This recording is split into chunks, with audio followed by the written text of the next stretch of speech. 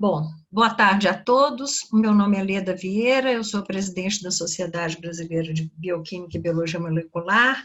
É um prazer apresentar hoje o segundo webinar da SBBQ sobre abordagens e desafios para o desenvolvimento de diagnóstico, fármacos e vacinas para a Covid-19. Nós já tivemos o nosso primeiro webinar no dia 10 de setembro, ele está no YouTube, na nossa página, e esse, então, é o segundo webinar, e o terceiro será na semana que vem, também, às 14 horas, e será presidido, moderado pela professora Selma Jerônimo. Então, não percam. Por favor, inscrevam-se e venham para a discussão. Cada palestrante, então hoje nós teremos a professora Juliana Melgaço, da Fiocruz, ela é virologista, formou-se em 2015 pela UF, hoje é pesquisadora da Fiocruz, é uma jovem pesquisadora que agora está aceitando esse desafio de falar sobre imunidade protetora, o que esperar de uma vacina, né? O professor Glaucio Oliva, que é do Instituto de Química da USP em São Carlos, ele é titular da Academia Brasileira de Ciência, comendador pela Ordem do Mérito Científico, foi presidente da SBBQ, foi presidente do CNPq, e ele é especialista em biologia estrutural e desenho racional de drogas, então aceitou o desafio de trabalhar com a busca por antivirais para o combate à Covid-19. E o professor Sérgio Costa, que é professor titular da UFMG, do Departamento de Bioquímica e Imunologia, que é um dos pioneiros no estudo da imunidade treinada no Brasil e no mundo, e ele vai falar sobre perspectivas do desenvolvimento de uma vacina BCG recombinante contra a Covid-19. Eu agradeço aos três por terem aceitado o nosso convite para estar aqui. Cada palestrante vai ter 20 minutos para falar, 25 minutos para falar, aos 20 minutos eu vou mandar um aviso de que está faltando 5 minutos. Nós teremos 5 minutos de discussão e as perguntas devem ser feitas através do question and answers, das perguntas e respostas aí. O chat, né, a conversa está desativada para não dar confusão. Eu vou tentar reunir as perguntas e depois que o tempo nosso vencer, os palestrantes se dispuseram ainda a ficar mais um tempo conversando. A gente só quer encerrar formalmente no horário certo, que as pessoas têm outros compromissos, mas depois, se alguém quiser fazer mais uma pergunta, a gente vai ter esse tempo. Então, eu vou começar agradecendo novamente a todos. Muito bem. Então, quero começar agradecendo... Põe na tela, isso. Começar agradecendo a SBBQ pelo convite, parabenizar a SBBQ por não se deixar vencer pela pandemia e estar realizando a sua 49ª reunião ordinária da SBBQ, esse ano realizada de forma virtual. São esses 3 primeiros eventos agora em setembro, mas imagino que vamos ter outros eventos ao longo de outubro, novembro, de maneira que tem sido muito legal ver a comunidade de bioquímica e biologia molecular ativa, presente, interessada e fazendo da SBBQ e da reunião anual da SBBQ o sucesso que sempre teve, né? E minha fala de hoje é sobre biologia estrutural e busca por antivirais contra a Covid-19.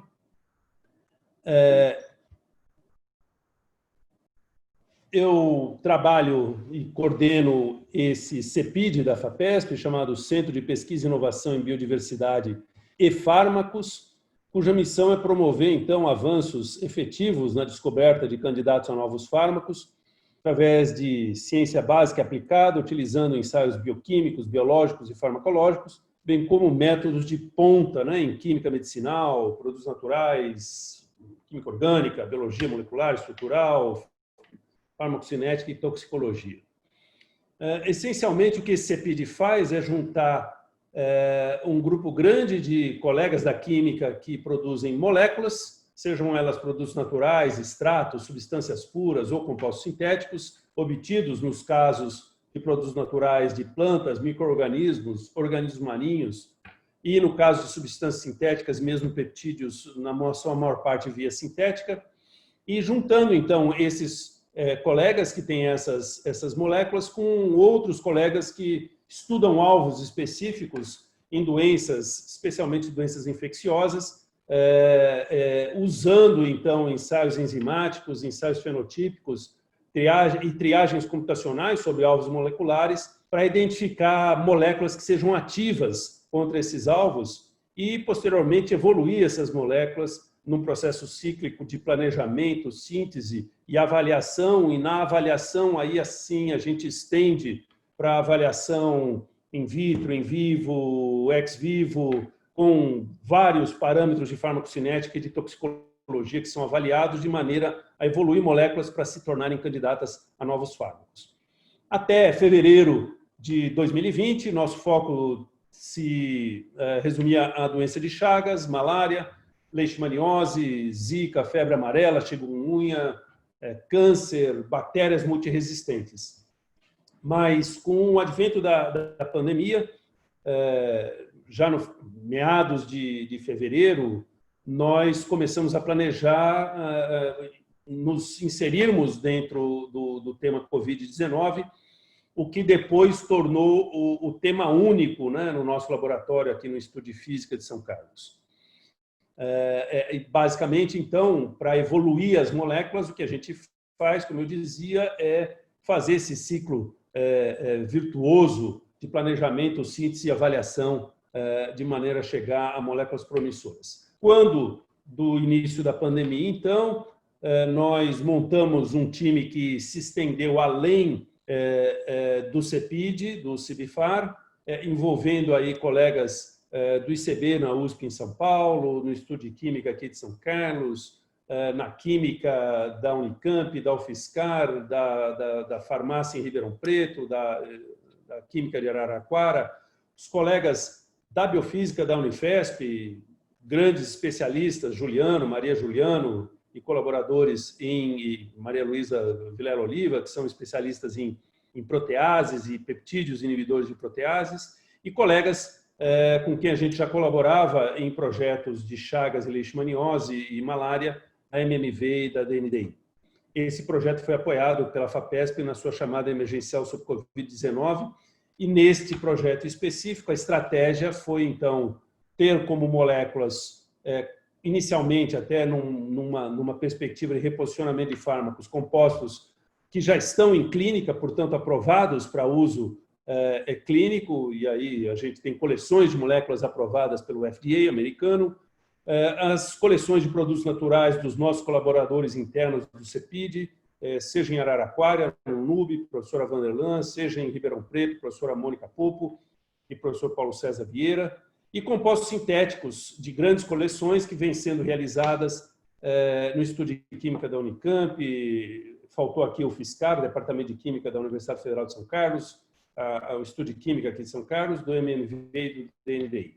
E os alvos, nesse caso, a gente adotou a seguinte estratégia. Aqui no nosso laboratório, nós estamos olhando, e no laboratório Juliano, olhando ensaios enzimáticos contra enzimas do SARS-CoV-2.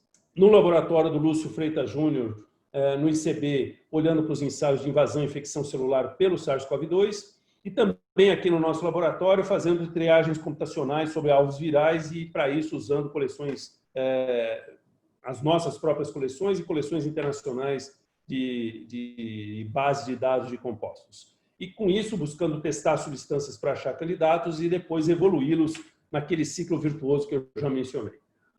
Todos nós, depois de 6 meses de pandemia, estamos acostumados com o que é a estrutura do coronavírus. É um vírus de RNA, talvez o maior vírus de RNA já conhecido, são quase 30 mil pares de bases, que codificam, então, pelas proteínas chamadas estruturais, das quais a gente conhece bastante, está bem evidente, as proteínas das espículas, que dão nome à família dos vírus, coronavírus, uma glicoproteína de membrana, uma proteína de envelope, uma proteína de núcleo capsídeo que está associada intrinsecamente ao RNA viral, do genoma viral, e o próprio RNA. Tem aí um link para um vídeo explicativo sobre o coronavírus e o que a gente deve fazer em termos de prevenção, especialmente nos cuidados com higiene e isolamento. O vírus, para invadir, tem um receptor específico, o receptor da enzima conversora de angiotensina 2, é reconhecido por um domínio específico da proteína da espícula. Uma vez internalizado e o RNA viral liberado no citoplasma, ele vai, então, sequestrar a maquinaria celular para a produção das proteínas que vão estar associadas à replicação desse genoma viral em múltiplas cópias dentro da célula invadida e pela produção das proteínas estruturais que vão permitir que ele se encapsule novamente e seja exocitado em grandes números de cópias para que possam seguir invadindo outras células. Processo muito simplificado, evidentemente, todo esse processo intracelular vem sendo objeto de múltiplos estudos internacionais, né? São várias as proteínas chamadas não estruturais associadas à replicação, tem algumas aí identificadas, como em outros vírus de RNA, você precisa de uma RNA polimerase, dependente de RNA, uma helicase, porque esse RNA de fita simples é primeiro convertido em fita dupla para depois ser copiado várias vezes para a própria fita positiva, metiltransferases, que tem que modificar esse RNA de tal maneira que ele se torne menos lábil ao ataque da imunidade inata, né, do sistema de imunidade inata intracelular. Uma proteína incomum em vírus, que é uma endonuclease, né, que está associada à endorribonuclease, que vai cortar RNAs, possivelmente dele mesmo, quando você tem cópias incompletas e que possam despertar ainda mais a reação autoimune da célula. Uma exonuclease, que vai ajudar você a ter correção, e com isso faz com que esse vírus seja um pouquinho mais complexo do que outros vírus, né? E, naturalmente, proteases, duas proteases que vão ser muito importantes para o corte da poliproteína, que é sintetizada a partir da transcrição dessa Open Reading Frame 1A e 1B, e depois das proteínas estruturais também. Nossa estratégia aqui no nosso laboratório, então, logo a partir da obtenção das primeiras amostras virais pelos colegas de São Paulo, o Einstein, no final o pessoal do Hospital Albert Einstein, em São Paulo, logo ao final de fevereiro, identificaram o primeiro paciente. Amostras de soro desse paciente foram imediatamente levadas para o laboratório do professor Edson Durigon, no ICB da USP, em São Paulo. Em paralelo, foram também para o laboratório da professora, que agora me faltou o nome, mas, enfim, que sequenciou em 48 horas esses vírus. E o Durigon conseguiu cultivar esses vírus em grande quantidade e nos forneceu amostras, então, desse vírus inativado. Com a sequência, nós pudemos, feitas pela professora Esther Sabino, naturalmente, nós pudemos desenhar os primers e começar a amplificar os genes de interesse a partir desse RNA viral, né? Aqui eu tenho só dois exemplos da clonagem das proteínas NSP5, o domínio metilprotease, a protease principal, e da NSP15, que é a proteína não estrutural, que é uma endorribonuclease que corta especificamente em uridinas. A gente consegue expressar, purificar essas proteínas, temos outros alvos com os quais a gente tem trabalhado, PLPRO é uma outra protease, NSP3, helicase e algumas outras com as quais a gente está ainda trabalhando. Exemplo, NSP5-MPRO, quando expressa purificada, a gente tem atividade na proteína, portanto, a proteína está enovelada corretamente, é uma proteína dimérica. A atividade depende dela ser dimérica, isso traz um pequeno complicador, muitas vezes, na hora da purificação, mas a gente conseguiu superar com o auxílio de muitos colegas. Já temos os ensaios de atividade estabelecidos e compostos sendo identificados como inibidores dessa enzima. A outra protease do vírus é a papain-like protease, codificada. Ambas são cisteinoproteases, uma que tem um enovelamento parecido com quimiotripsina, que é uma selenoprotease, mas ela funcionalmente é uma cistenoprotease, a NSP5, e NSP3 é uma protease clássica da família das papaínas, por isso chamada de PL-PRO. Também foi expressa, recombinante, também ativa, substratos preparados pelo laboratório professor Juliano, em São Paulo. E aqui a gente tem um conjunto de peptídeos derivados de plantas, né, de inibidores de protease derivados de plantas, numa colaboração com a professora Marília Luísa Vilela Oliva, também da Unifesp. Né? Alguns peptídeos com inibição submicromolar, que já abrem janelas interessantes para a gente prosseguir no planejamento de moléculas que, enfim, tenham capacidade de avançar no processo de desenvolvimento. Além, naturalmente, da busca e do screening, da triagem de compostos, a gente busca também, e isso foi logo precoce no projeto, olhar para a estrutura dessa proteína e fazer buscas virtuais, triagens virtuais. Aqui, por exemplo, a gente está fazendo uma triagem virtual que foi feita logo no início, visando um reposicionamento de fármacos, ou seja, fármacos já existentes, quais poderiam ter atividade. Esse trabalho depois acabou sendo também feito por muitos centros internacionais e alguns desses compostos aqui elencados também apareceram em triagens virtuais internacionais. De maior interesse para o nosso caso estava a triagem do Banco de Moléculas da Biodiversidade Brasileira, que vem sendo elaborado e organizado pela professora Vanderlan Bolzani e seu grupo na Unesp em Araraquara, em colaboração com organizações internacionais como Chemical Abstract Services, que está disponibilizando seus dados de produtos, né, da literatura internacional relacionados à biodiversidade brasileira. Aí a gente tem um conjunto de moléculas que foram identificadas como potenciais ligantes dessa enzima. Várias delas. Quando você faz triagem virtual, não basta você simplesmente fazer um docking, é preciso depois avaliar, e uma das maneiras de fazer isso é fazer simulações de dinâmica molecular de maior duração para ver se essas moléculas permanecem, né, no sítio de ligação daquela proteína-alvo. Aqui uma outra triagem feita contra a base do CAS, que disponibilizou logo no começo da pandemia um conjunto de quase 50 mil moléculas, todas elas com a atividade antiviral de alguma maneira descrita contra qualquer classe de vírus. Duas estratégias, Autodox, Surflex. Ali a gente vê o sítio ativo da protease, marcando a cisteína ativa colorida em laranja, e aqui alguns compostos que foram identificados nessas triagens virtuais e que estão agora em fase de testes e de aquisição e testes para a gente avaliar a sua efetiva inibição dessas enzimas. No caso da endo, eu vou pular aqui, né, porque o tempo é curto, para a NSP15, que é como eu dizia, uma endorribonuclease. Nesse caso, a gente obteve proteína, obteve cristais, esses cristais foram enviados para laboratório síncrotron no exterior, no qual a gente conseguiu medir esses dados e fazer um experimento grande de fragment screening com bibliotecas de fragmentos que se ligaram, muitos deles, à proteína-alvo, inclusive alguns testes em complexos com RNA e ácidos nucleicos. Estamos em análise desses dados, alguns deles muito interessantes para a gente poder depois evoluir, né, no caso de fragmentos, em moléculas que sejam potenciais inibidores mais potentes.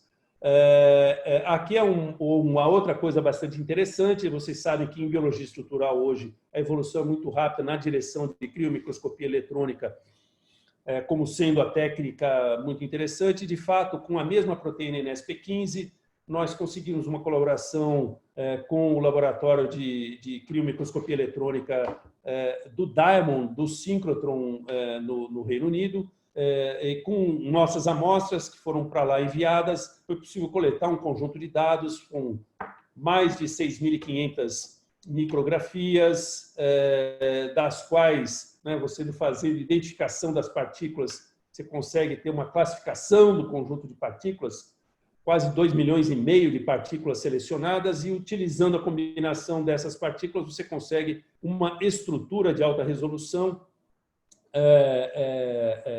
que chega em algumas de suas regiões até próximo a 2 angstroms, portanto, uma resolução comparável com aquilo que a gente consegue por cristalografia de proteínas. Interessante saber que nesses modelos de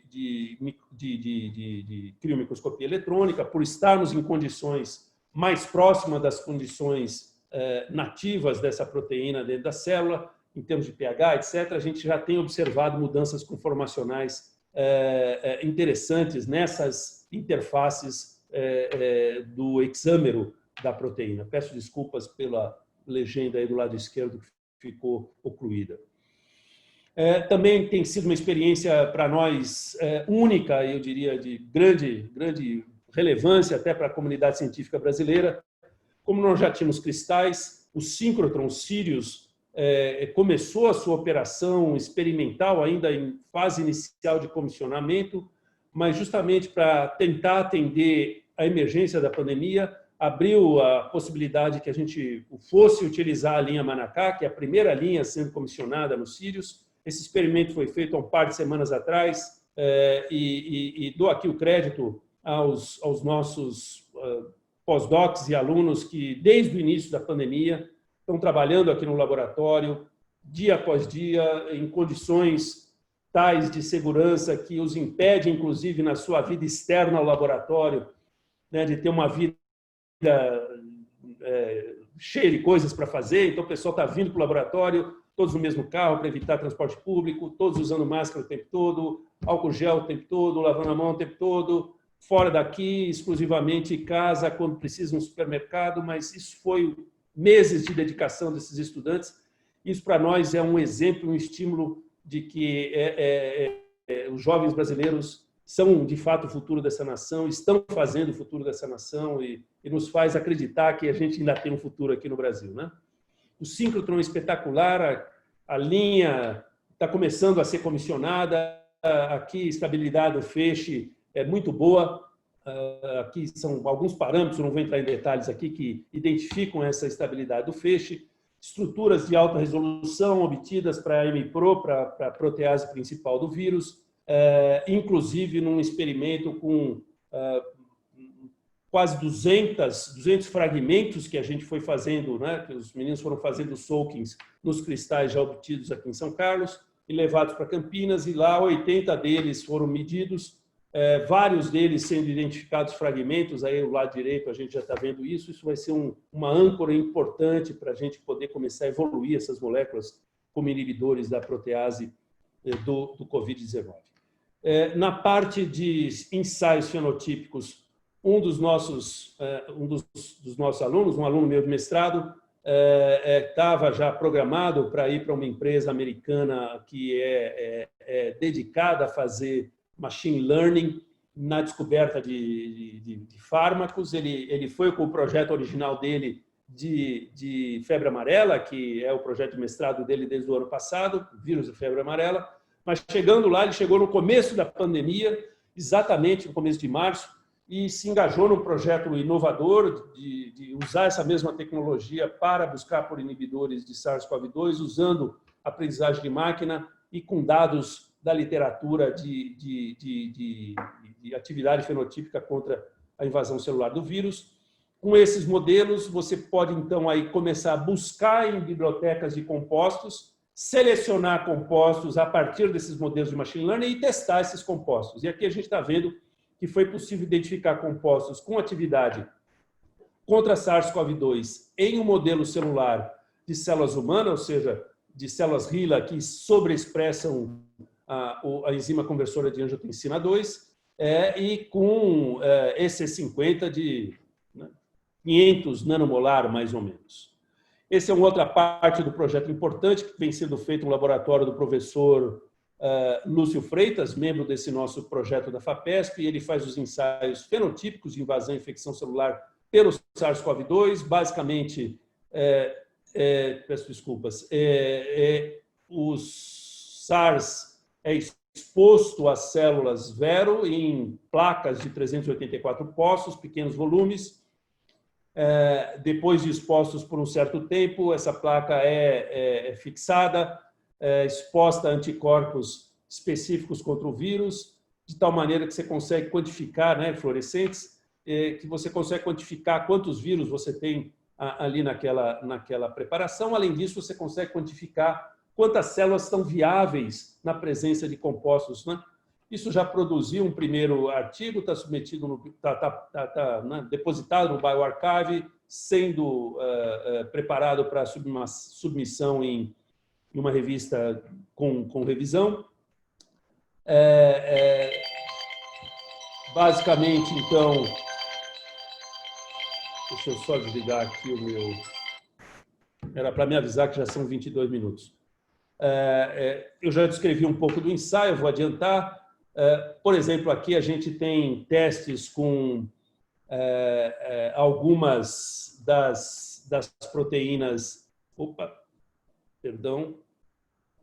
Alguns compostos, como cloroquina, nitazoxanida e ivermectina, como controles. E é interessante porque, num mesmo experimento, como estão nesses gráficos aqui em cima, você pode ver a viabilidade celular e a atividade do composto, certo?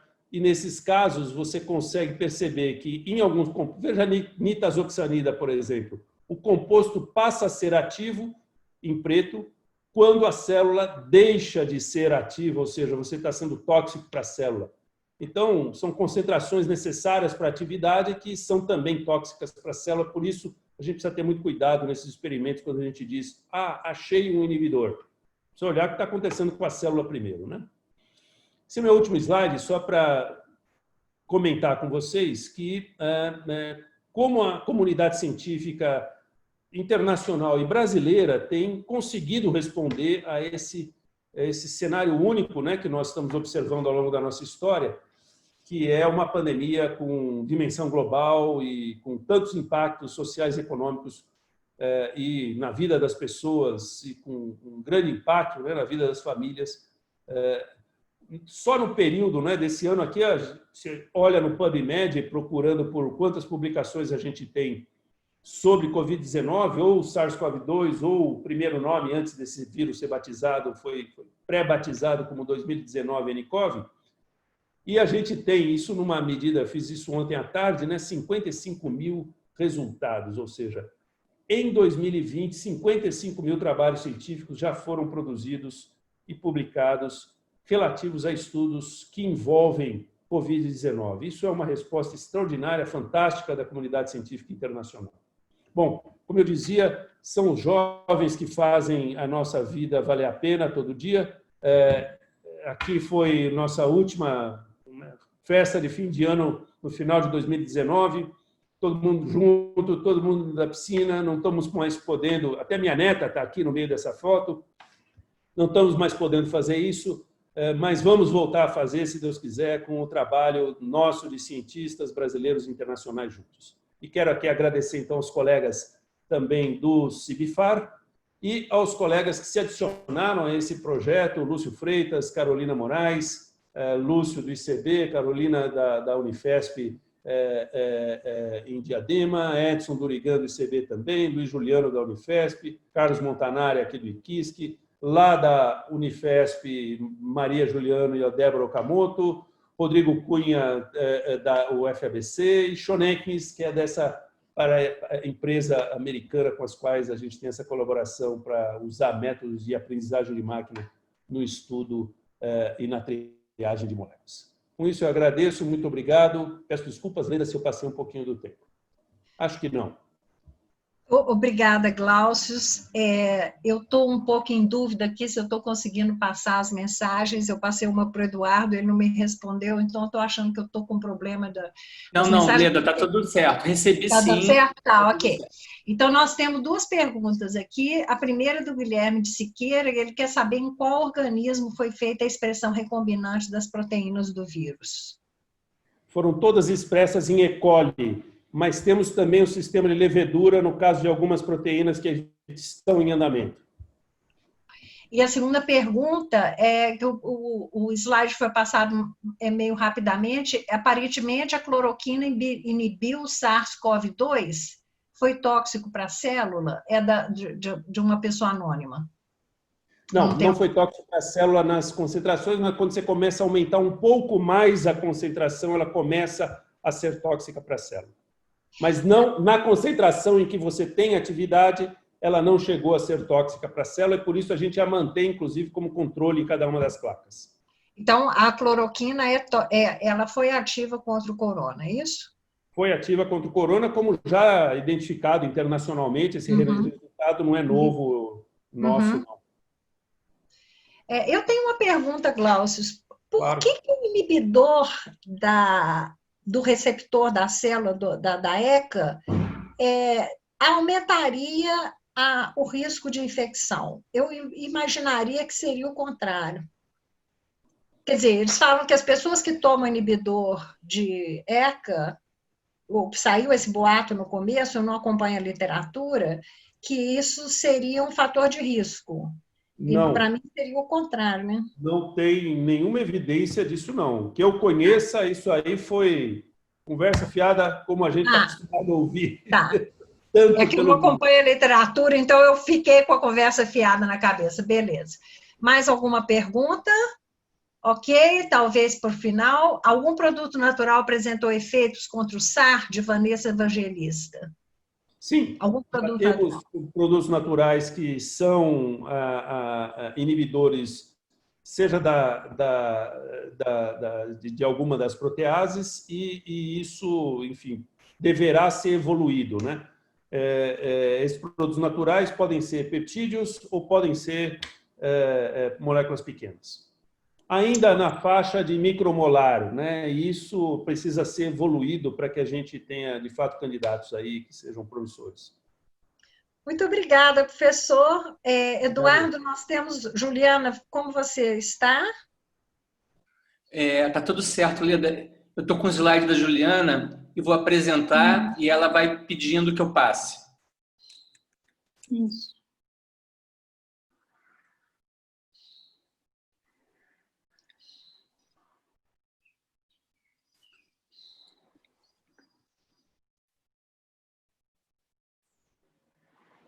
Já deve estar vendo, não?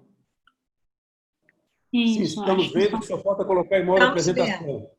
Só falta colocar em modo...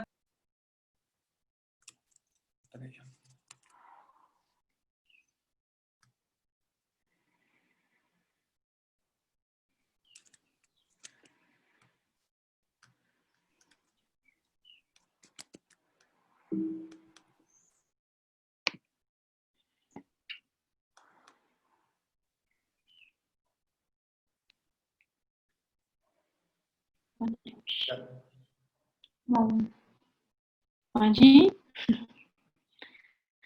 Bom, boa tarde a todos. Desculpa aí o transtorno aí no início, né?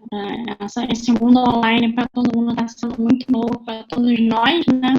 E não ia ser diferente para mim também, apesar, né, de usar bastante essa parte da internet. Enfim, eu queria agradecer na Sociedade Brasileira de Bioquímica e Biologia Molecular pelo convite de participar desse simpósio. Realmente, como o Dr. Glaucio bem enfatizou, isso tem sido, acho que o Covid-19 tem sido um desafio no Brasil e para a comunidade inteira, né, no mundo. E hoje a gente vai falar um pouco, né, eu vim trazer para vocês sobre o desafio da imunidade protetora, a Covid-19, que é o que a gente pode esperar de uma vacina. Pode passar, Eduardo. Bom, um pouco sobre como que o sistema imune ele se comporta na fase aguda da Covid-19, né? Ou seja, para a gente saber como é que é a vacina, normalmente ela tem que mimetizar a imunidade à infecção natural. Bom, então a gente sabe que o vírus, começando aí na parte superior direita, ele entra, né, pela via respiratória, acometendo, né, os órgãos respiratórios, e é ali em que há o contato com o sangue com as células do sistema imune, né, e que realmente o vírus, né, suas proteínas, os seus peptídeos entram em contato, em interação célula do hospedeiro e desencadeia a resposta imunológica. Normalmente, né, o que é desencadeado é a resposta imunológica, em que há uma hiperatividade né, do sistema imune. Há também alguns casos de linfopenia, bem retratados pela literatura, e com isso você tem, né, a SARS, né, que é a síndrome respiratória aguda, induzindo esse processo inflamatório, dando insuficiência respiratória, bem que é o quadro da Covid-19. Pode passar, Eduardo. Bom, mas e depois de passar a fase aguda, né? Aí que a gente mais se interessa, né? O que a gente sabe, o que se sabe na literatura sobre a produção de anticorpos em uma infecção natural? Bom, a gente sabe que numa primeira exposição ao antígeno, aí na esquerda, você tem as suas células que nunca encontraram aqueles vírus, ela tem o primeiro contato, e aí ocorre a primeira resposta, né, ativação de células produtoras de anticorpos, e aí você tem o surgimento da classe IgM, e depois, seguidamente, da classe IgG, e que também há uma queda ao longo desse percurso, mas porém se mantém, tá, em níveis detectáveis no sangue, até uma exposição secundária, em que essa resposta vai ser rápida, dá para ver aí, né, meio que no eixo X dos dias, a exposição demora alguns dias, né, para você ter a primeira resposta, cerca de 10 dias, e na segunda resposta, isso já é, seu corpo já responde de uma forma mais rápida. Então, de 5 a 7 dias, você já tem esses anticorpos que vão ser capazes de encontrar, né, o antígeno e ajudar a eliminar as outras células do sistema imune. Pode passar. Bom, e o que a gente sabe, né, sobre a Covid-19, né, isso de maneira geral, no slide anterior, e agora o que a gente sabe sobre a Covid-19 quando o indivíduo se recupera, que é cerca de 97% dos casos. Pode passar. Tem uma animação, pode. Bom, o que a gente tem acompanhado pela mídia, pode passar novamente, é que os anticorpos têm declinado, caído rapidamente, né, indivíduos que tiveram a Covid-19 não conseguem, ainda indivíduos que não têm nível de anticorpos detectáveis, eles fazem a detecção do vírus, né, pela técnica de biologia molecular, porém, não consegue se detectar os anticorpos. Pode passar. E realmente fica aquela dúvida, né, se você, né, tem ou não tem, após, né, ter a doença, esses níveis de anticorpos e quanto tempo dura. Pode passar, né? E isso tem sido questionado pela mídia em geral, em todo o mundo, não só, né, aqui no Brasil, que realmente vem essa preocupação sobre essa queda de anticorpos em relação à imunidade, de como ela deve ser.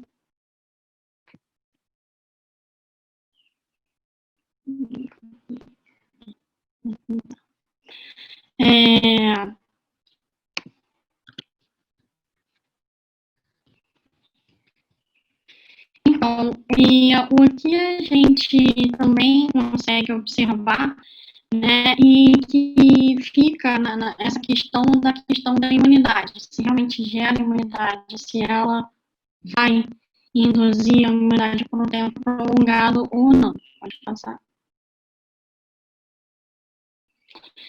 E realmente fica com essa questão. E aí a gente busca, né, uma alternativa, qual seria a saída para essa falta ou queda de anticorpos. Pode passar. E aí a gente, né, no caso, a gente estuda, né, a parte imunológica no Fiocruz, tá, no meu grupo. A gente decidiu realmente, tipo, quando você não consegue detectar anticorpos, isso já aconteceu no SARS-1, né, e já aconteceu para o MERS, a gente viu que provavelmente as células T, né, da imunidade estariam envolvidas. Pode passar. E não. E aí viram realmente que as pessoas que possuem, né, às vezes o nível de anticorpos minimizados, né, ou seja, reduzidos, elas possuem células T, vírus específica para a Covid-19. Pode passar aqui, é uma série de artigos que falam sobre isso, e aí se viu uma luz no fim do túnel sobre essa parte de imunidade, essa questão da imunidade sendo elucidado, né, o papel das células T, que elas sempre ficaram, pode passar, presentes junto com os anticorpos. Então, a gente sabe-se que essas células T, elas respondem, né, tem sim, os indivíduos possuem células T suficientes para poder ajudar a eliminação do vírus e também garantir essa proteção. Pode passar. Mas aí fica, né, a questão do que a gente espera da resposta imune, né? O que a gente precisa saber, o que essa resposta do sistema imune diz para perspectivas para uma vacina. Pode passar. Pode. Então, realmente, né, saiu em todos os jornais, né, o interessante é que a mídia vem acompanhando a parte da ciência, né, e essa queda de anticorpos, ou seja, não seria um sinal de que o nosso sistema imune estaria falhando com o coronavírus, né, e isso não interfere no desenvolvimento de uma vacina viável. Pode passar. Bom, mas para a gente ter uma vacina é necessária uma longa jornada de muito trabalho. E como que seria essa jornada? Próximo slide. Bom, a fase, eu tirei aqui do New England, seria na fase de produção de uma vacina normal, tá? Não numa situação de pandemia. Então, você tem a descoberta de alvos, validação desses alvos, o estágio pré-clínico, que é feito estudos em células, em cultivo in vitro, em animais, uso de animais, e aí depois que você consegue avaliar o mecanismo de imunidade, você consegue uma autorização para poder, obviamente, questões éticas levando em conta, entrar na fase de teste em humanos, que são divididas em 3 fases. A fase de segurança, né, que é principalmente a fase 1, que você define a segurança, que normalmente é feito com 10 indivíduos ou um pouquinho mais pequenos grupos.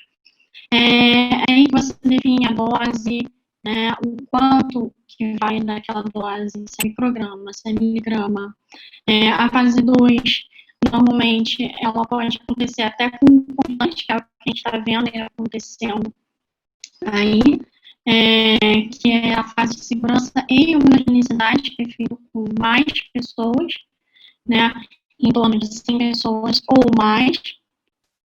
E na fase 3, que é uma das fases quase finais, que você define segurança, eficácia e tem as aprovações regulamentadas, que aí é com um maior, que tem que ser com um maior número de pessoas, exatamente para você ver essa questão de segurança, imunidade, e como a gente viu, demora mais, tá? Até chegar numa revisão regulatória, que aí precisa de um tempo mais burocrático. Ali embaixo dá para ver que isso pode, normalmente, dura anos, e a gente está vendo, acompanhando, né, que está sendo acelerado o mais breve possível para poder ter, né, uma vacina viável para todos. Pode passar.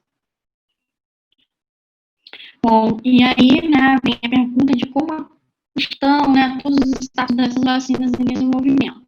Bom, a Organização Mundial de Saúde, ela tem uma lista, tá, que está disponível, coloquei no site aí, em que você tem acesso em qual fase estão as vacinas em desenvolvimento. Pode passar. Bom, em relação aos estudos clínicos, isso foi atualizado hoje, tá? A gente tem 36 estudos clínicos com vacinas, sendo que 14 estão em fase 1, 13 estão em fase 1 e 2, algumas em fase 2 ou fase 1, eles estão realmente sobrepondo a fase 1 e a fase 2, exatamente por conta, isso normalmente não ocorre, normalmente está ocorrendo por conta da pandemia e de uma pronta resposta para a população e comunidade em geral. E 9 já estão em fase 3, e que está toda a nossa expectativa em torno dessas 9 vacinas. Pode passar. Em relação aos estudos pré-clínicos, a gente tem 146 vacinas em avaliação, que hoje estava no site, sendo que tem umas 2 vacinas nacionais, né, em que uma delas de Manguinhos também, né, faz parte. A gente também está tentando aí desenvolver uma vacina para poder entregar para a sociedade. Já foi bem divulgada pela assessoria de comunicação. Vamos lá. Próximo.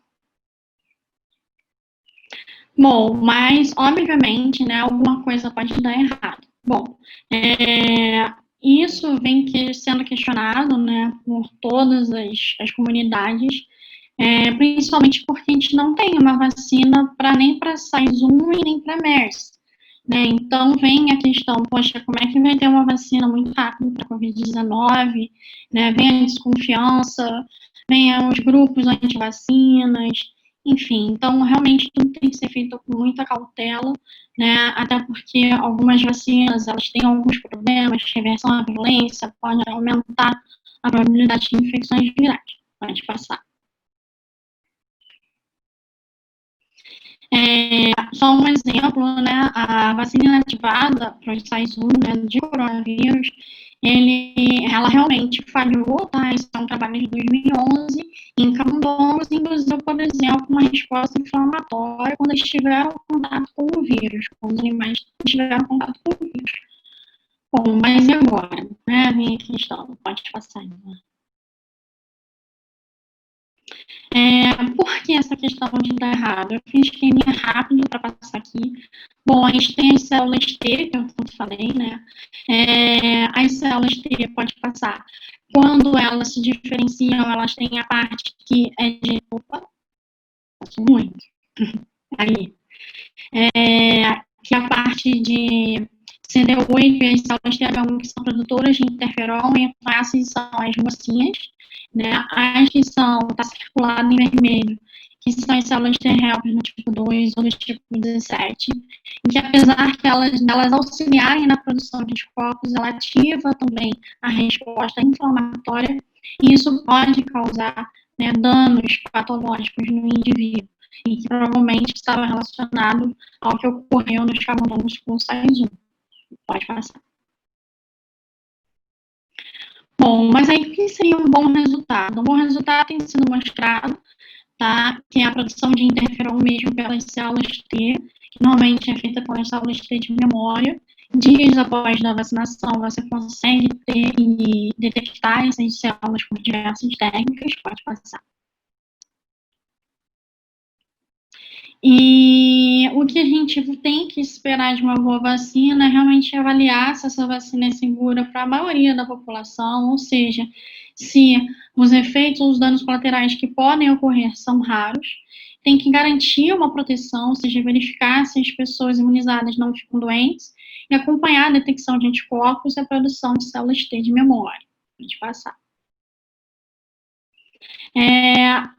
Queria trazer um pouquinho para vocês nesse final, umas mudanças que teve nesse século XXI que eu venho presenciando, e realmente as empresas vêm investindo em testes comerciais para identificar agora não só os anticorpos, que a gente tem vários kits que podem ser detectados de diversas maneiras, mas sim agora tem kits para detectar as células T específicas para esse anticorpo. Antes tinha, mas não específicas para um vírus, ou para uma bactéria, ou para uma outra proteína.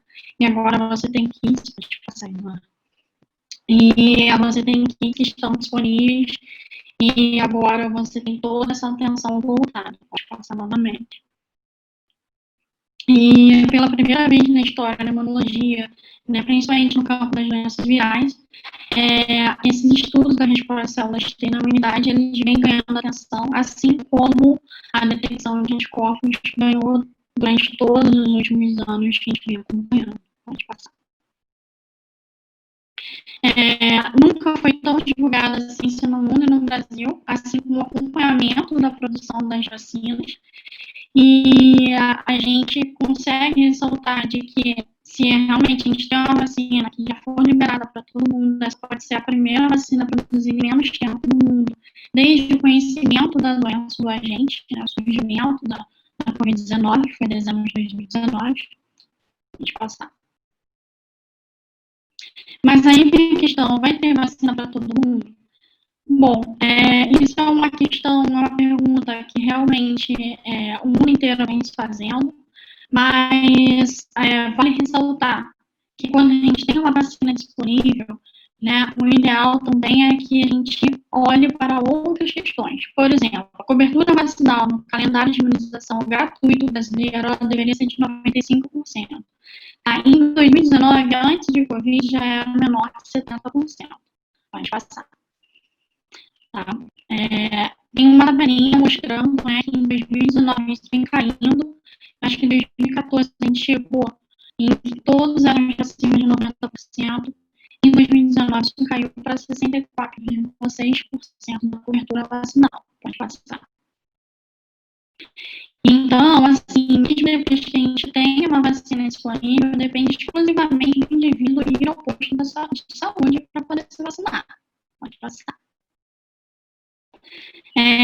Bom, além disso, a maioria das pessoas que tomam a dose da vacina, ela realmente não sabe se está protegida, né? Às vezes ela faz acompanhamento médico, mas nunca procura se investigar se ela tem anticorpo, ou se ela tem realmente níveis detectáveis. Normalmente, quando tem mais de uma dose, a pessoa normalmente não vai na posição de tomar a segunda dose ou a terceira dose, é apenas a primeira dose. Então, realmente fica difícil essa questão de proteção. Em relação à Covid-19, né, em relação a essa imunização em massa, ela permanece um grande ponto de interrogação, porque a gente sabe ainda muito pouco sobre as vacinas que ainda encontram esses testes.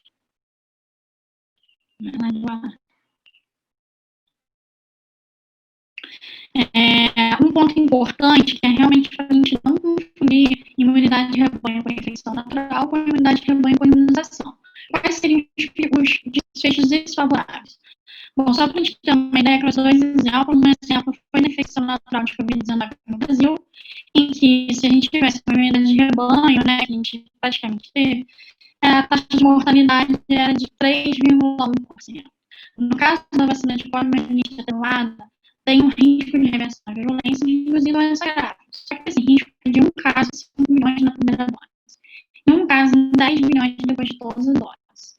Então, assim, no caso da imunização para a infecção natural, é muito melhor tomar a vacina. Pode passar.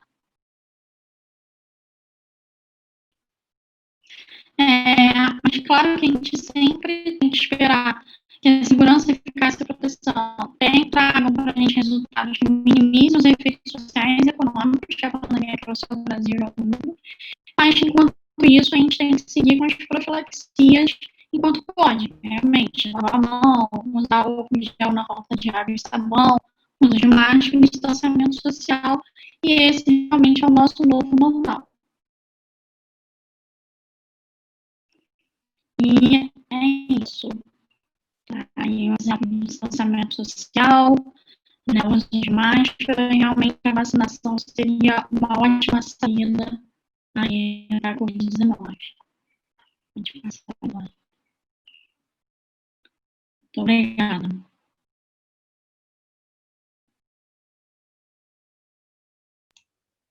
Muito obrigada, Juliana. Nós tivemos muito problema com o seu som, eu não quis interrompê-la, mas talvez se você tivesse um microfone de celular, talvez ajudasse um pouco nas respostas aí à mão, mas se você não tiver, eu traduzo as respostas aqui, você já tem bastante perguntas. A primeira é uma pessoa cujo nome não está aqui, não entendi como e por que os anticorpos reduzem. Eu estou imaginando que é como e porque o nível de anticorpos cai à medida depois que a pessoa é exposta ao vírus. Se não for isso, por favor, a pessoa refaça a pergunta no questions and answers aqui.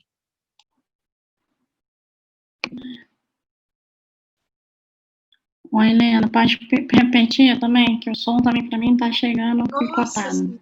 Desativei o vídeo para melhorar. O Glaucio foi tranquilo, na hora que a gente estava conversando antes, estava tranquilo. A pergunta é, não entendi como e por que os anticorpos reduzem. Eu estou imaginando que é o nível de anticorpo reduzindo depois que a pessoa se infecta.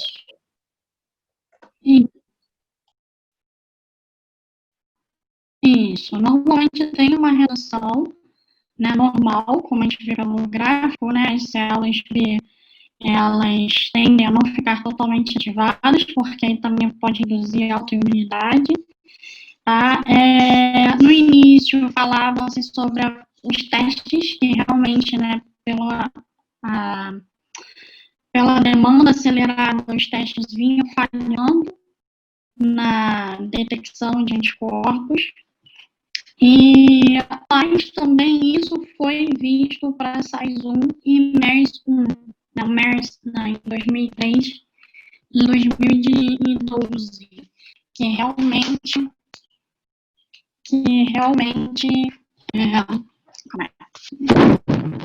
teve esse problema de também não ter a detecção de anticorpos depois de um tempo. Pelo que eu consegui acompanhar na literatura, tem uma leve queda de anticorpos após 2 meses de infecção, ou seja, de hospitalização, porém, não tem ainda um bom tempo hábil para acompanhar por muito tempo. Se um ano cai pela metade, se cai total, isso ainda a gente não tem, porque não tem nenhum ano no primeiro episódio da China, então a gente não tem realmente como acompanhar isso. Mas teve um trabalho, porque realmente passou rápido, em que aqueles indivíduos que não tinham anticorpos, eles tinham as células T.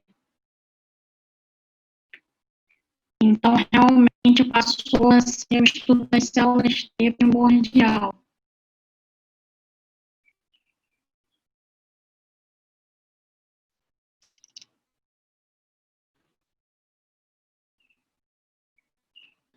Veda, você está sem som. Você tem que ativar seu som aqui. Quais as implicações da não aplicação da fase clínica 4 nessas vacinas contra o Covid que estão sendo feitas e serão utilizadas em toda a população?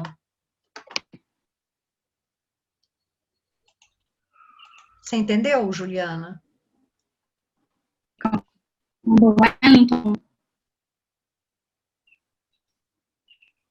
Qual a implicação da não execução da farmacovigilância nessas vacinas que serão usadas em massa?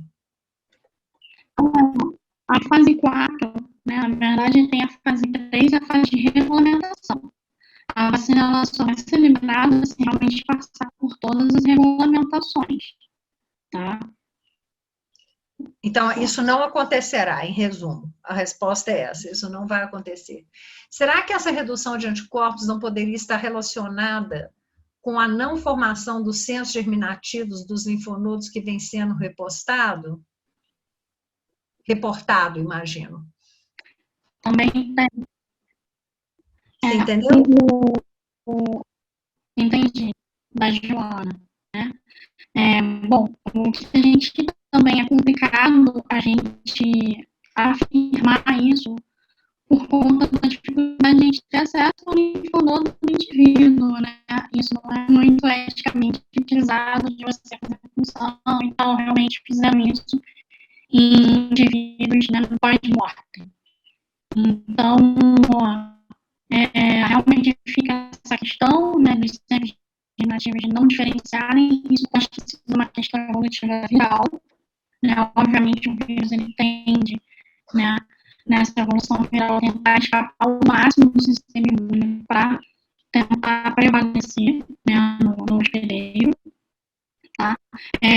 Mas isso a gente tem poucos casos, então foi difícil assumir que realmente, né, o vírus precisa mais estudos com calma, né, para elucidar quais são os mecanismos dele e talvez em células B, né, de produzir anticorpos, algum outro mecanismo.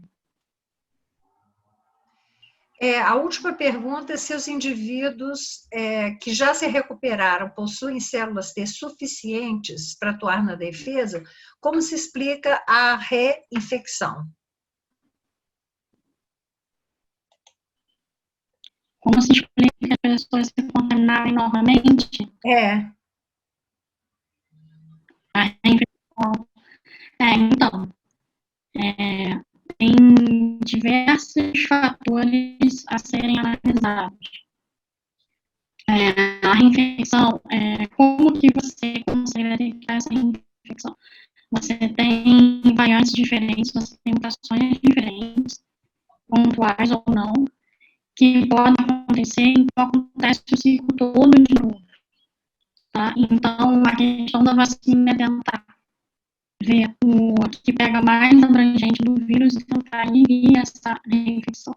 Mas que no mundo todo são poucos os casos de reinfecção, tá? E poucos os casos, acho que só teve um caso que foi mais grave, então esse é mais grande. Isso já aconteceu outras vezes. Essa razão primeira. Ô, Juliana, o som realmente está muito ruim. Se você não se importar de ir no Questions and Answers e olhar lá nas dismiss, as perguntas que foram feitas e responder rapidamente, eu vou agradecer muito, porque muita gente está reclamando que não está conseguindo ouvir.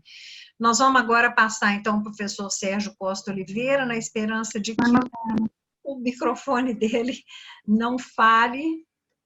Professor Sérgio, por favor. Está me ouvindo bem aí? Eu estou. Então, ótimo. Eu gostaria, primeiramente, de agradecer à comissão organizadora, né, a professora Leda. Vocês estão vendo a tela aí, gente? Só para confirmar, você está vendo aí, Leda? Estou vendo a tela, falta você passar para a tela inteira e o seu som está muito bom. Está um pouco baixo, mas está muito bom. Eu não saberia onde que é o microfone no meu computador, então se você não souber onde que é no seu... Ah, eu sei.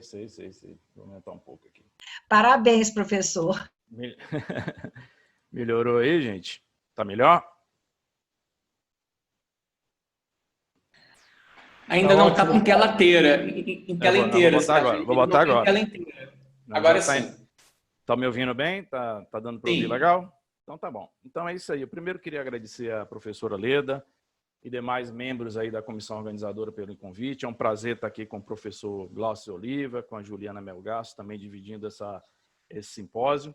Tá? E o que eu queria falar para vocês hoje é acerca de um projeto que nós estamos desenvolvendo, né, e utilizando a plataforma da vacina BCG como um potencial vacina que possa servir também para combater a Covid-19. Tá? E a gente vai mostrar para vocês algumas das características do porquê BCG. Tá? Qual o motivo de a gente utilizar o BCG como uma plataforma de vetor vivo contra a Covid-19.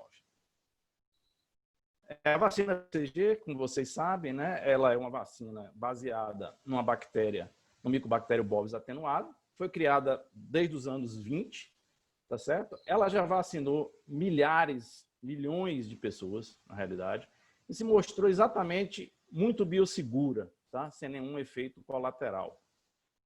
E então, esse é um dos motivos pelo uso dessa plataforma para desenvolvimento de uma vacina contra a Covid-19. Além disso, o efeito, né, heterólogo que ela pode causar, aumentando a capacidade do sistema imune responder contra infecções virais ou até bacterianas, principalmente infecções respiratórias. Né? Em relação à tuberculose, ela protege em torno de 60% a 80% dos indivíduos, principalmente crianças, né? E tem menos proteção na forma adulta.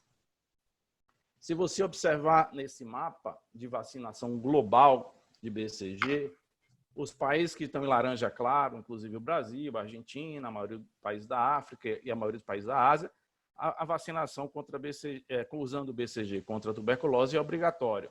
Nos países em violeta, eles têm, na realidade, conhecimento dos problemas, né, e pode utilizar a vacina para combater focos locais, mas a vacinação em massa não é recomendada.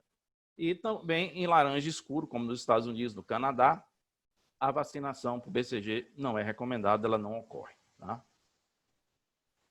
Em relação a efeitos heterólogos, né, da vacinação com BCG, a gente pode relatar, estudos feitos na Índia mostram que, na realidade, há uma redução da mortalidade infantil, né, para em torno de 2,2% em crianças que receberam o BCG contra, por exemplo, crianças que não receberam o BCG, que apresentam uma mortalidade de 3,6%. No caso, na Guiné-Bissau, você tem 3,9% de crianças que receberam o BCG contra mortalidade de 4,9% de crianças que não foram vacinadas com BCG. Em paralelo, para muitos daqueles que não estão familiarizados com o BCG, ele é utilizado, ele é a única imunoterapia, na realidade, intralocal, intratecidual, liberada pelo FDA contra, por exemplo, câncer de bexiga, né? Que vocês estão vendo um gráfico de sobrevida dos pacientes que foram submetidos à cirurgia apenas e outros que foram submetidos à cirurgia e foram tratados com injeção intravesical com BCG, mostrando que você aumenta a sobrevida desses pacientes. Então, em resumo, o efeito heterólogo da vacina BCG, ela reduz a mortalidade de 30% a 50%, mortalidade infantil na África Ocidental em crianças até 2 anos de idade.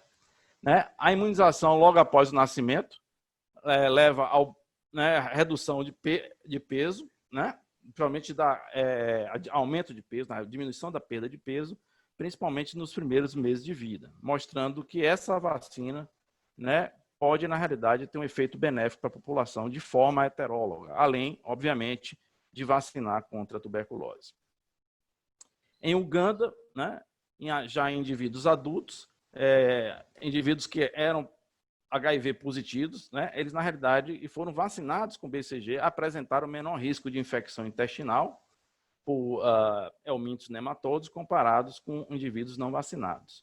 E na Guiné-Bissau e Espanha, crianças imunizadas apresentaram menores taxas de sepse neonatal e também menores infecções respiratórias aí de origem não tuberculosa. E em relação ao câncer de bexiga, que eu falei para vocês, é o único agente para tratamento in situ aprovado pelo FDA.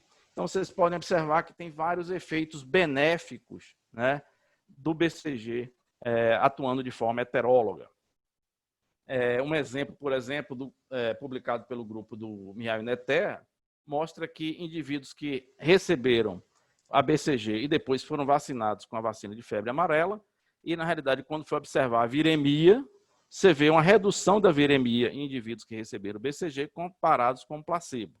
Na realidade, você tem um aumento da atividade da imunidade inata nesses indivíduos que receberam o BCG, comparado com o indivíduo que recebeu o placebo.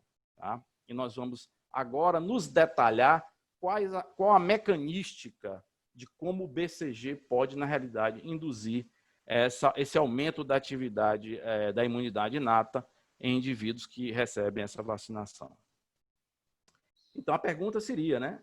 É a memória inata, a imunidade treinada? E a resposta, sim. A gente sabe que na memória clássica, quando a gente fala em linfócitos T e B, a gente tem recombinação gênica, né? Na linhagem germinativa de linfócitos B e T, que vai gerar também alta especificidade, mas no caso da imunidade treinada, você não envolve recombinação, tá? Existe aumento das propriedades inflamatórias e microbianas, que eu falei para vocês, existe essa resposta não específica aumentada contra outras infecções. Tá? E 4 seriam, na realidade, os pontos cardinais dessa memória inata. Primeiro, a reprogramação metabólica, ou seja, o metabolismo, né, na célula. A reprogramação também epigenética, e aí você tem uma alteração, né, amplificação de receptores da imunidade inata na célula e, por conseguinte, também a produção de citocinas pró-inflamatórias que podem ajudar nesse processo de proteção contra infecções heterólogas. Né? Falando primeiro de imunometabolismo, né, um pesquisador alemão descobriu em células tumorais que a glicólise poderia ocorrer também na presença de oxigênio, né, gerando piruvato e lactato, e, na realidade, também succinato. E essa via da glicólise, em detrimento da fosforilação oxidativa, na realidade, tinha um papel importante na imunidade inata, né, principalmente na ativação de L1-beta. E a gente vai ver como é que isso ocorre. Em relação à reprogramação epigenética, obviamente, é importante que a cromatina esteja disponível, né, a abertura em alguns sítios do DNA para que haja, na realidade, a transcrição e a expressão de alguns genes, principalmente genes inflamatórios. E isso ocorre quando você tem um processo de treinamento em células, principalmente em macrófagos e, em alguns momentos, em células dendríticas. Tá? Então, se vocês olharem nesse slide aqui no início, a célula está em um, vamos dizer assim, em um momento de descanso, você tem uma cromatina altamente condensada e ela tem, na realidade, o seu DNA é altamente metilado.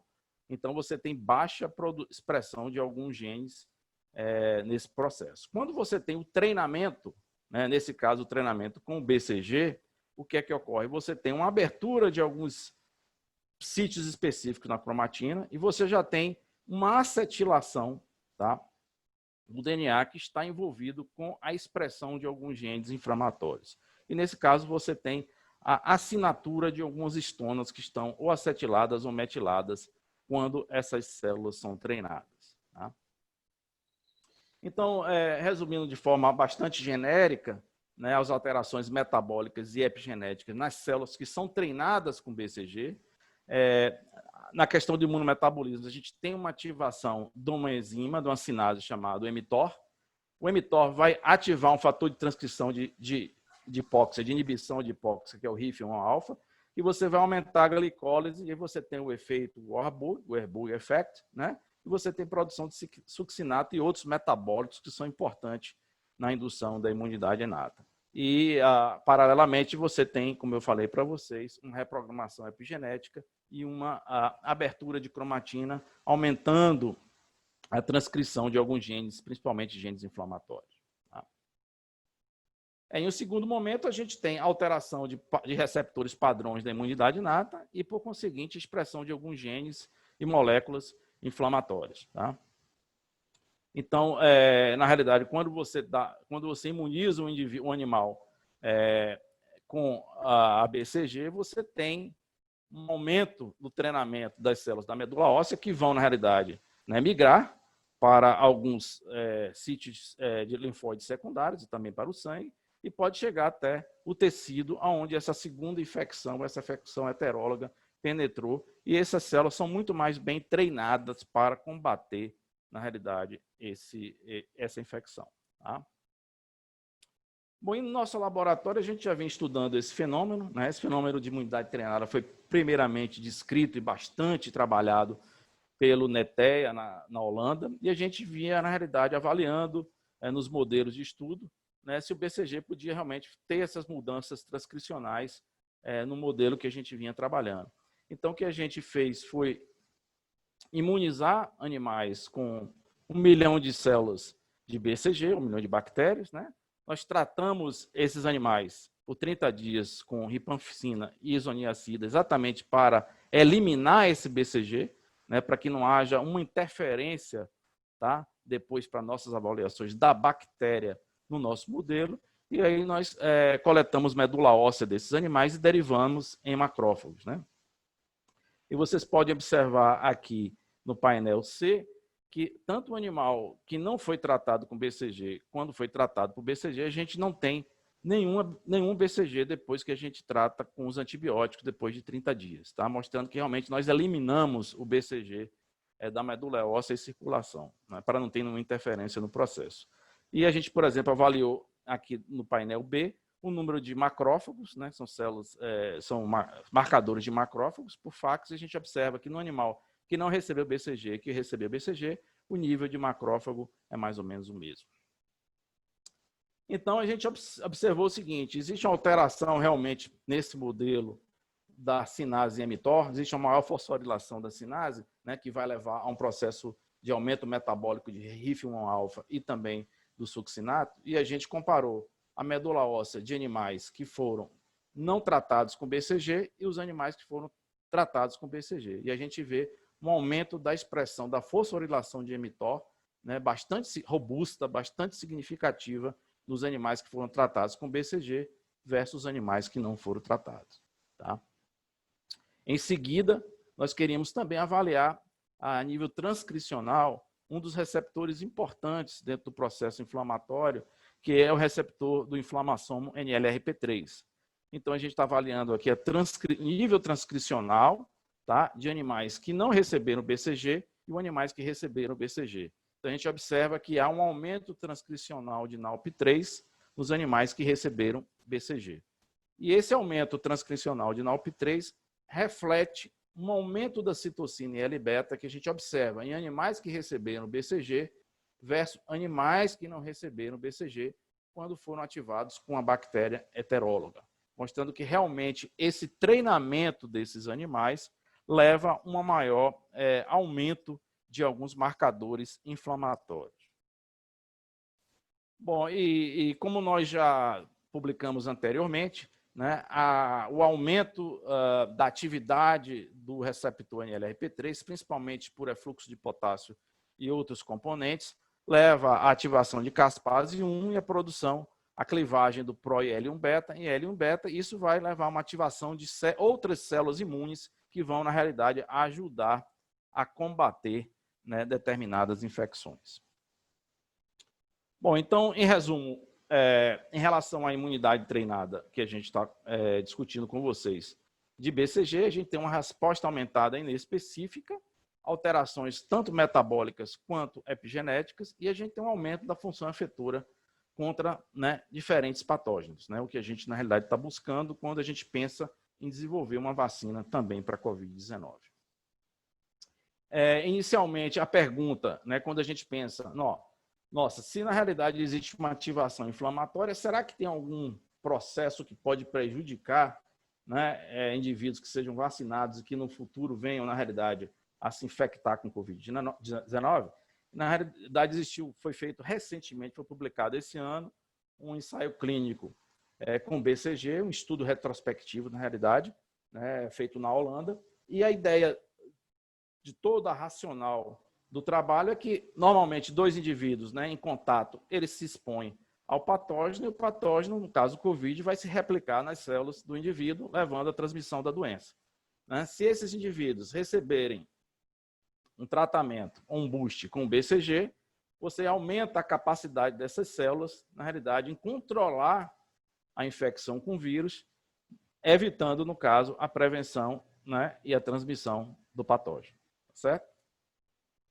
Nesses dados desse ensaio retrospectivo, foram utilizados 403 pacientes, sendo que 266 pessoas, indivíduos vacinados com BCG e 164 controles. E o que foi observado é o seguinte, que na realidade existe, sim, essa segurança da vacina BCG, mesmo no ambiente de indivíduos que tenha susceptibilidade, a maioria eram indivíduos, na realidade, ligados a profissionais de saúde, que poderiam se infectar com o BCG. E o que se observou, na realidade, foi que indivíduos que receberam o BCG tinham menos efeitos, na realidade, sentimentos ligados à doença BCG, como tontura, espirro, um pouco de dificuldade na respiração e também uma diminuição da fadiga nos indivíduos que receberam a BCG comparado aos indivíduos que não receberam. Tá? Diferença de febre existiu, mas ela não é estatisticamente significante. Tá? Então, o que esse estudo preconiza é que o BCG realmente é seguro, não causa nenhum processo de aumento de propensão a você ter, na realidade, piorar se você vier a ser acometido com BCG, mas tem 10 no momento ensaios clínicos utilizando o BCG para ver se, né, realmente tem algum efeito direto na proteção contra a Covid-19. Bom, e dentro do nosso projeto, a nossa estratégia é utilizar essa ferramenta, essa capacidade do BCG, né, em induzir a imunidade treinada, né, a memória imune treinada, né, e fazer com que ela expresse alguns genes que são importantes, imunógenos do SARS-CoV-2. Tá? Além disso, a gente quer utilizar, obviamente, a segurança, né, do BCG, que já vem sendo utilizada há décadas no Brasil e em outros países do mundo. Tá? Como o professor Glaucio já demonstrou, né, falou um pouco das proteínas estruturais do vírus, e o nosso foco principalmente é na spike, né, na proteína S, e na proteína do núcleo capsídeo, a proteína N. Em relação à proteína spike, tá, a gente inicialmente, em colaboração com um grupo da IOGenetics nos Estados Unidos, nós fizemos, na realidade, estudos de mapeamento de epitopo de linfócitos T e B. Tá? Se vocês avaliarem nesse gráfico, nesse painel, é a proteína spike dividida nas suas duas subunidades, S1 e S2, e aqui a região RBD, que é exatamente a região que se liga ao receptor AC2 da célula do hospedeiro, que o professor Glaucio já comentou. Tá? Então, esses picos em amarelo são epitopos lineares de linfócito B, sendo que essas regiões em azul são epitopos, né, de MHC de classe 2 e em vermelho MHC de classe 1. Vocês observam que essa região do S1 ela é extremamente bem dotada de epitopos de MHC de classe 2 e também vários epitopos de linfócito B. Então, essa região é que nós estamos trabalhando na nossa vacina, a região da S1.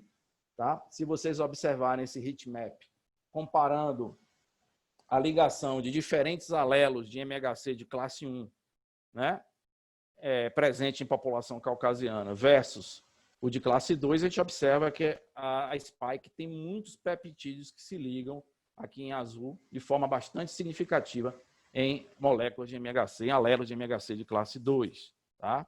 O que vai, né, favorecer, obviamente, a uma ajuda, né, a esses linfócitos B a produzir anticorpos. Tá? É esse um problema que a Juliana está falando, né, que existe, às vezes, uma baixa de anticorpos em alguns pacientes acometidos da Covid-19.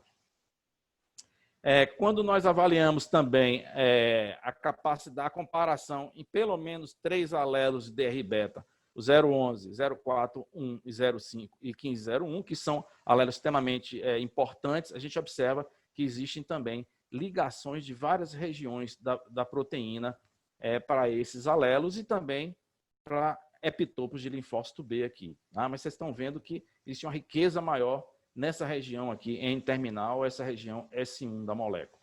Tá? Então, exatamente nessa região S1, onde está a RBD, essa região que se liga ao receptor S2, que nós estamos focando os nossos esforços. Tá?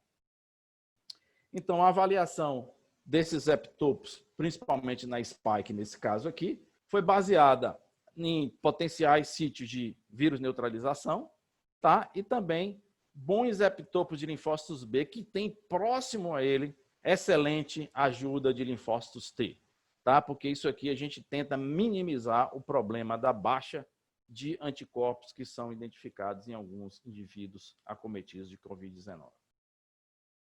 Então, nós estamos trabalhando principalmente com 5 epitopos que estão posicionados nessa região da molécula e na nossa vacina a gente está focando principalmente nessas 3 regiões aqui, que são as regiões da RBD, que é a região que se liga, na realidade, ao receptor. Né? Na busca de anticorpos neutralizantes, seria, na realidade, o objetivo de você neutralizar a entrada do vírus da célula, né, o contato com o receptor AC2, né, na célula do hospedeiro.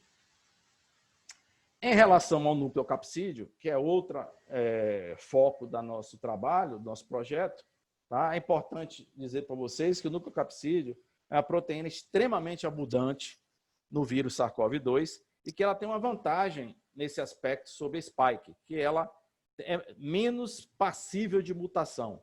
Né? A proteína spike tem mais hotspots de mutação. E a nucleocapsídeo tem muitos menos spots de mutação. Tá?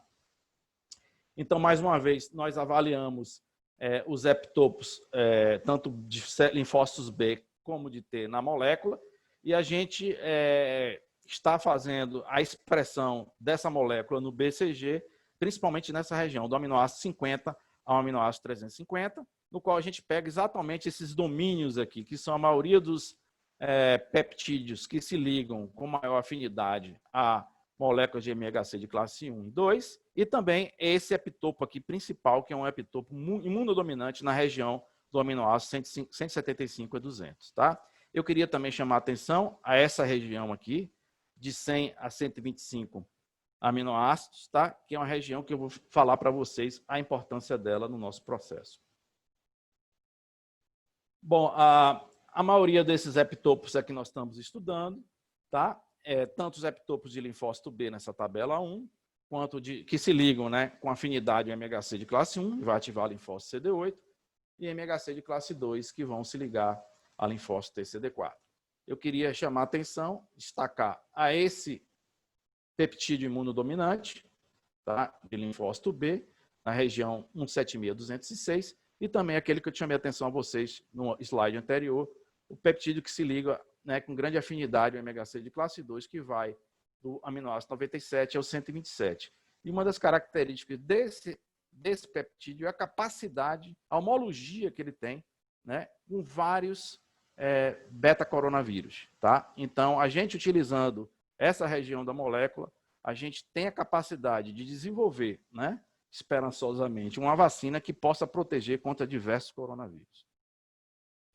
Então, exatamente o que eu vou mostrar para vocês é o padrão de homologia, né, desses motivos, né, de linfócitos exposto, né, para serem reconhecidos pelo linfócito T, entre os alfas coronavírus 229E e NL63 e os beta-coronavírus HK11, OC43, MERS, o SARS-CoV-1 e o SARS-CoV-2, que é o objetivo principal da nossa vacina. Tá?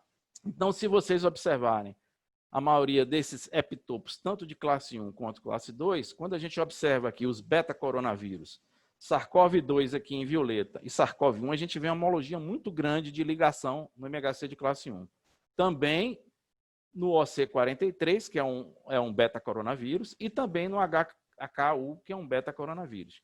No alfa-coronavírus, você já tem uma certa diferença, tá? Que são esses dois aqui em azul e violeta, tá? Onde você não tem essa ligação na região aminoterminal.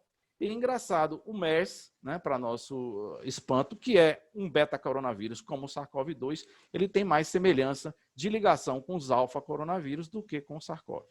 Tá? O mesmo fenótipo a gente observa aqui, tá? O mesmo profile a gente observa aqui com MHC de classe 2, uma semelhança entre SARS-CoV-2, 1, OC43 e HKU, e no caso o MERS está mais ligado em termos de homologia com os alfa-coronavírus. Tá?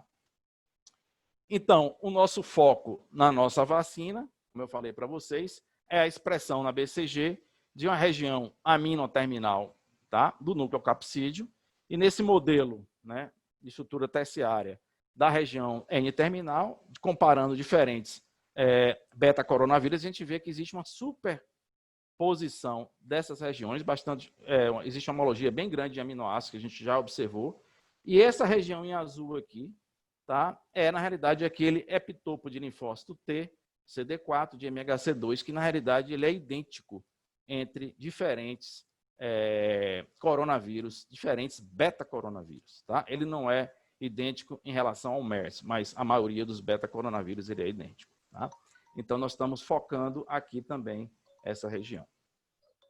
Bom, eu não sei se eu estou passando, mas já estou terminando.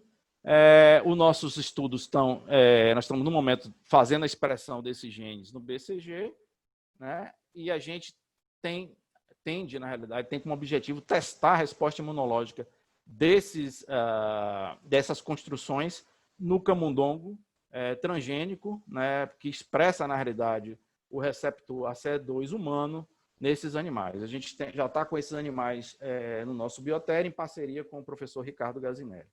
Tá? Eu gostaria de agradecer os nossos colaboradores no nosso laboratório, Fábio Mambelli, Marinho, Anina, Mariana, na UFSC, que é um projeto que também envolve outras instituições, o professor André Daniel Mansur, no Instituto Butantan, a professora Luciana Leite, né, e a Jane Roma nos Estados Unidos, na EL Genetics, que tem trabalhado com a gente nessa parte de bioinformática. Tá? Muito obrigado aí, eu fico à disposição de alguma pergunta, caso seja necessário. Sérgio, muito, muito obrigada. A gente tem várias perguntas. A primeira que está aparecendo aqui para mim é como funciona o treinamento com o BCG. É exatamente como eu falei, né? O treinamento com o BCG, a gente sabe que existe o BCG, que existe, por exemplo, também beta-glucanos que conseguem fazer também esse tipo de treinamento, não tão eficiente como o BCG, mas você vacinando o indivíduo, né, contra BCG, você induz essas alterações, tanto metabólicas como epigenéticas, e você faz essas células da imunidade inata, principalmente macrófagos, mais hábeis para lidar contra infecções heterólogas. Esse é o mecanismo. A outra pergunta, Sérgio, é se houve diferença no impacto da Covid entre países com vacinação de BCG obrigatória e não obrigatória. Você me colocou em pânico, porque eu não sei se você lembra que eu sou americana e eu não fui vacinada com BCG.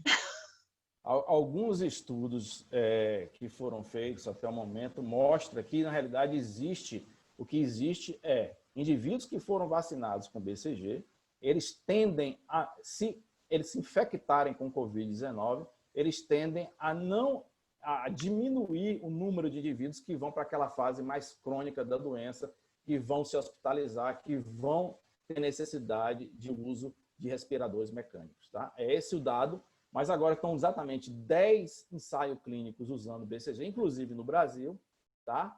E aí a gente vai ter resultados mais contundentes em breve. Tá? Eu queria só pontuar que é diferente o aspecto que a gente está observando. A gente utiliza uma BCG expressando os genes, tá, do SARS-CoV-2. Esses ensaios clínicos que eu estou falando para você é apenas a BCG, que é a vacina que a gente toma contra a tuberculose. Tá?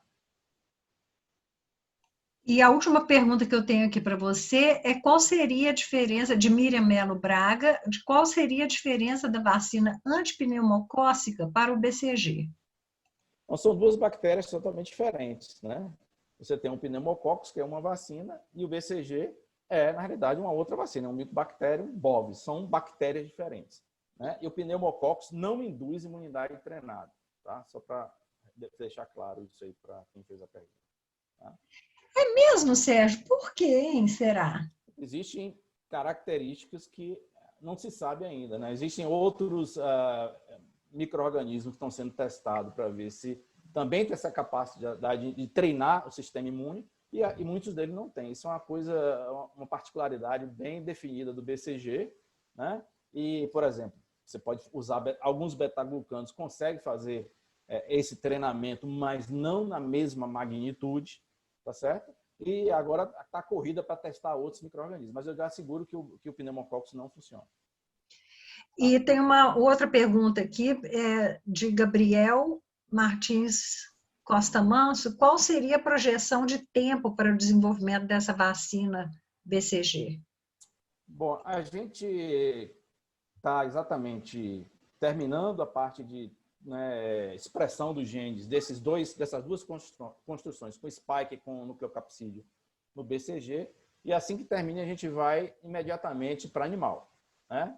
E a gente está cruzando esses animais que acabaram de chegar, os animais transgênicos para a C2, e aí, funcionando, né, aí só ano que vem que a gente vai tentar buscar parceiros, né, para começar a fazer alguma coisa em seres humanos. Tá? Porque a gente sabe que custa muito dinheiro, né? Mas a vantagem que a gente vê, além dessa questão do treinamento da BCG, é que é uma vacina já utilizada no Brasil e outros países do mundo. Então, essa questão da segurança já é bem atestada. Então, essa é uma vantagem muito grande que a gente observa. Eu só queria fazer um comentário, né? O Warburg parece que foi colega sênior do Krebs, quando o Krebs... Eu tô errando isso aí, ô Glaucius? Quando o Krebs foi, acho que no primeiro emprego do Krebs, né?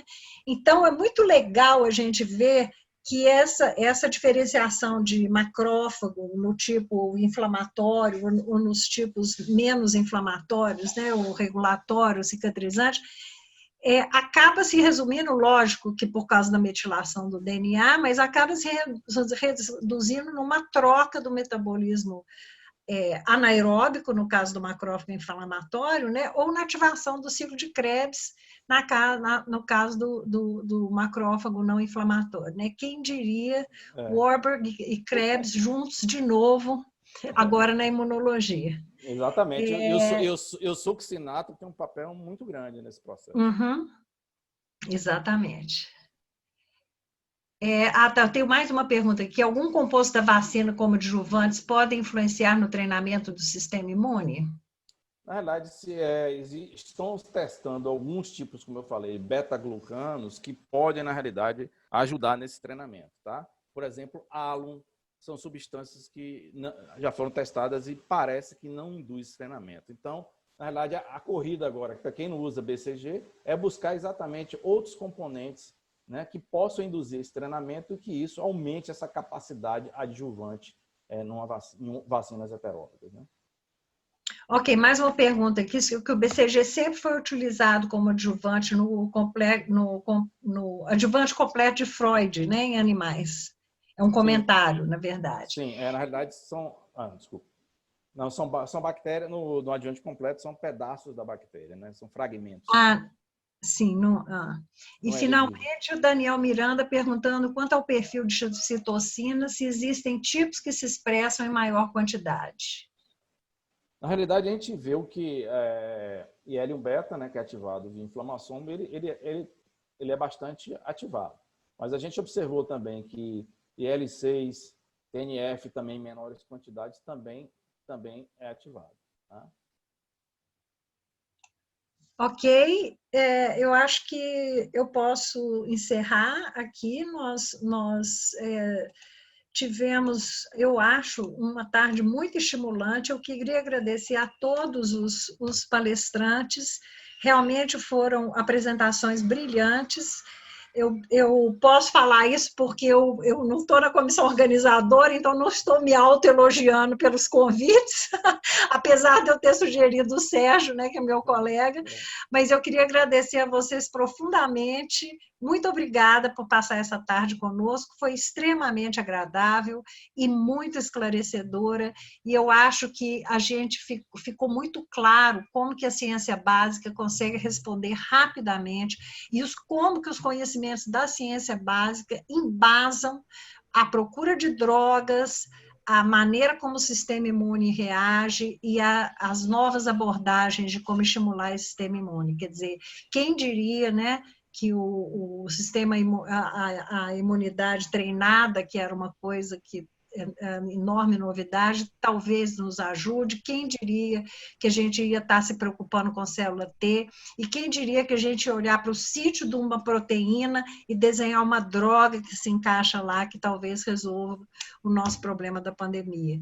Então, gente, muito obrigada, e foi um prazer estar com vocês. Convido a todos para a quinta-feira que vem, e nós teremos outros simpósios com outros temas, como o professor Glaucio ressaltou. Então, fiquem de olho na nossa página. Muito obrigada a todos. Ok, obrigado. Nós que agradecemos. Tchau, gente. Um abraço a todos. Obrigado, pessoal. Tchau. Tchau.